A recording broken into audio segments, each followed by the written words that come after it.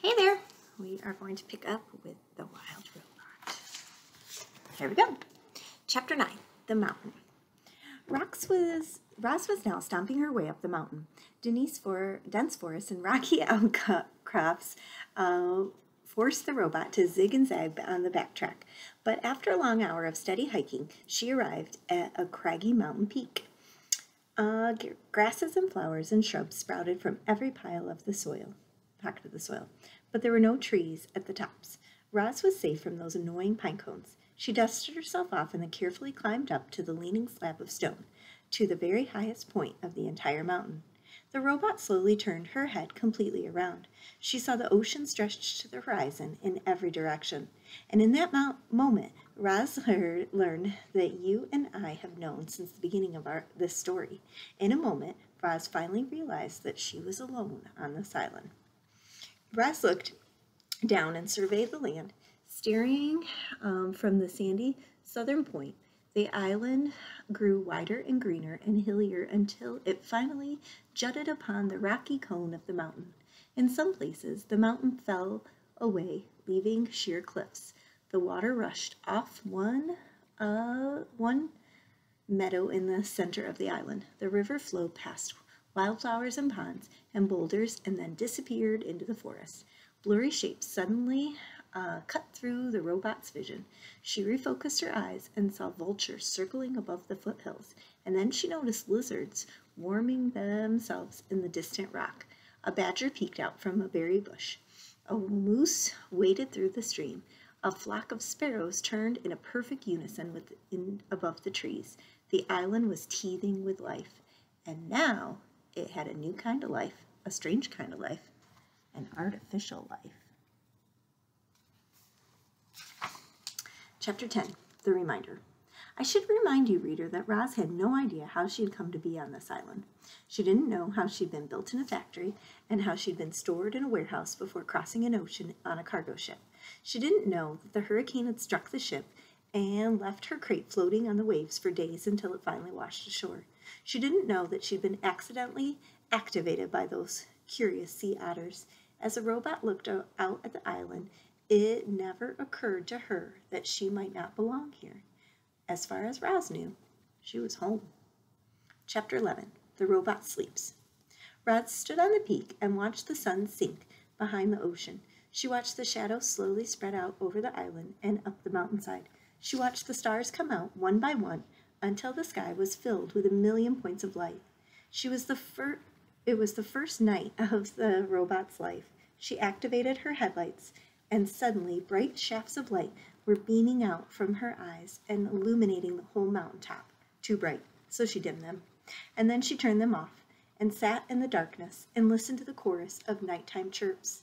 After a while, our robot's computer brain decided it was good time to conserve energy, so she sat, anchored her hands to the rocks, her nonsensical program switching off, and then, in her own way, the robot slept.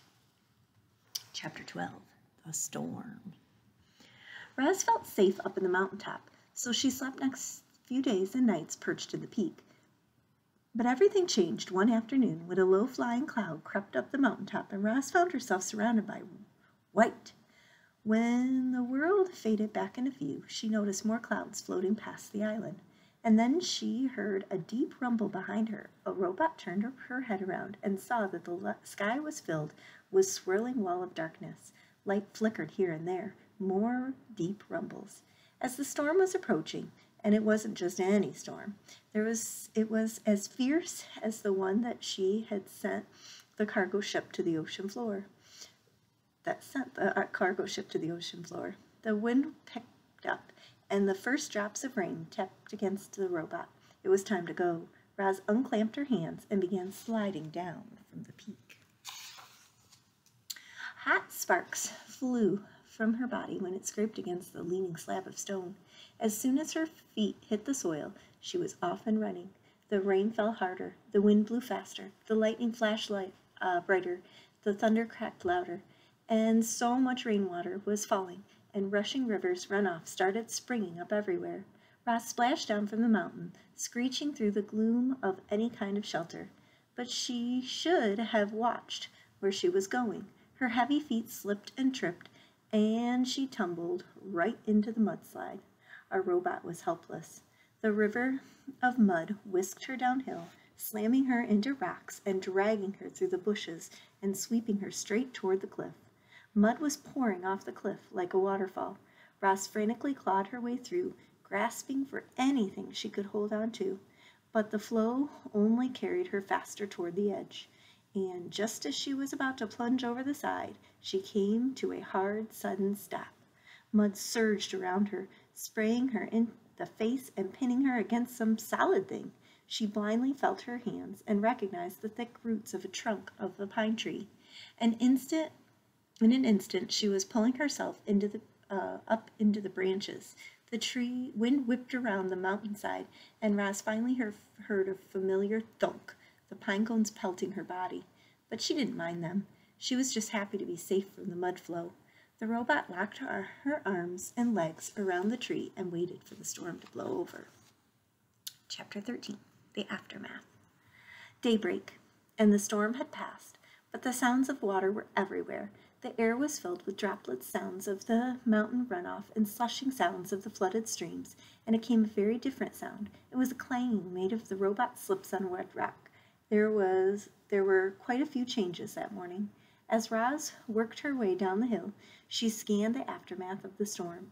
Giant mounds of mud and debris had formed below the cliffs. The island's central river had crested its banks and slipped into the nearby fields and forests.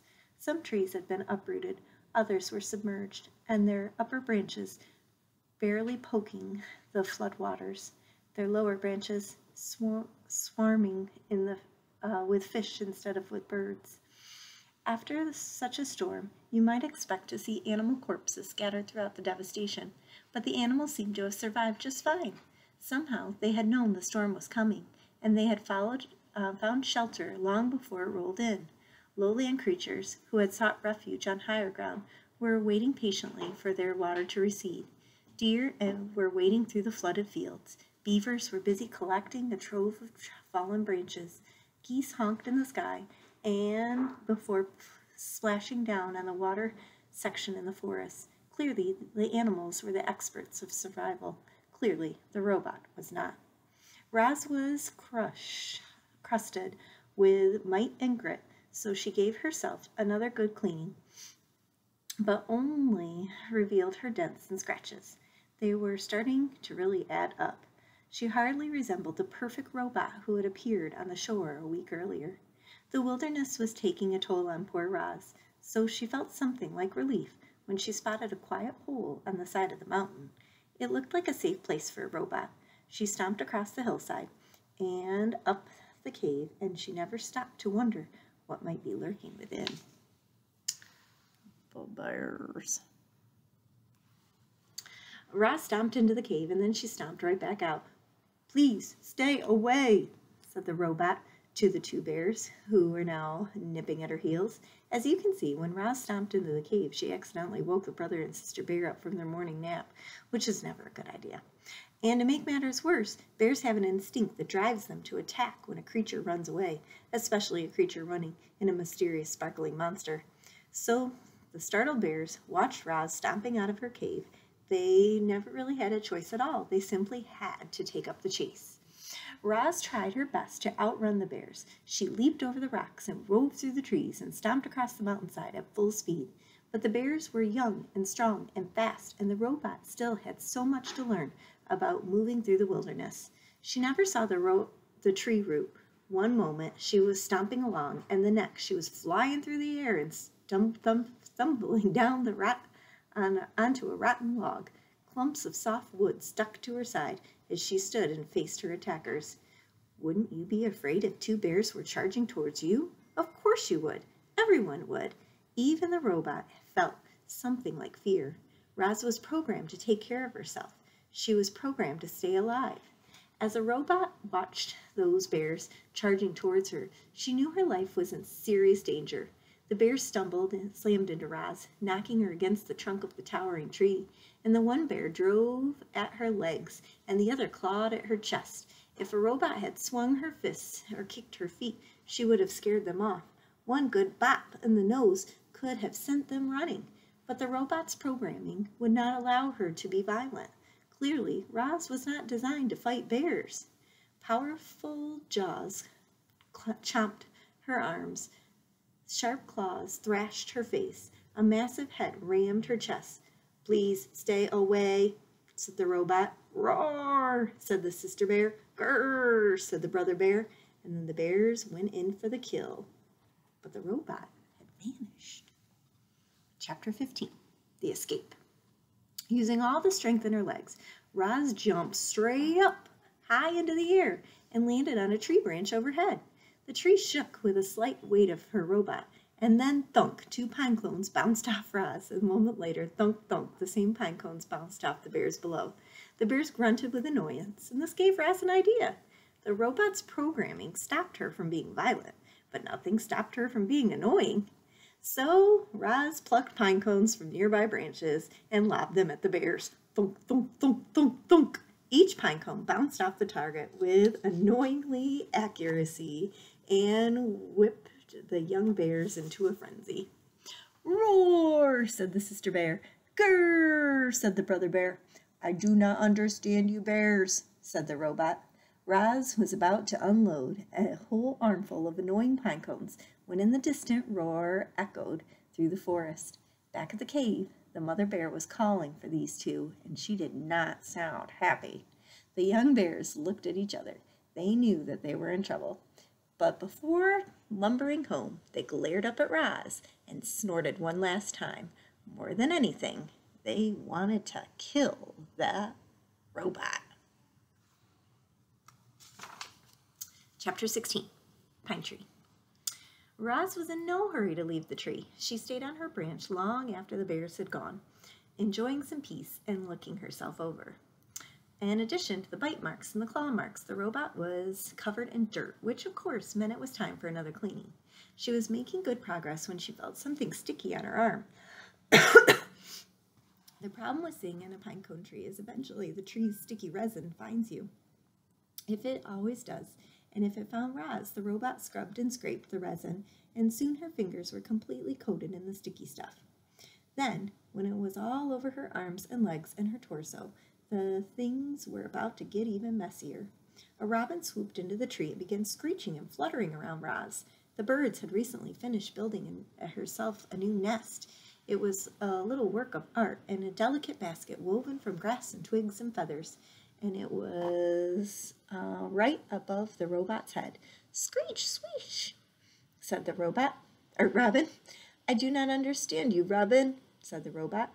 The robin continued screeching and fluttering, and then splat! She splattered her droppings across the robot's face. The bird was serious, so Roz scooted away, farther down the branch, until she heard a quick, sharp crack. Before Roz knew what was happening, the tree branch snapped right from under her weight, and she went crashing to the forest floor.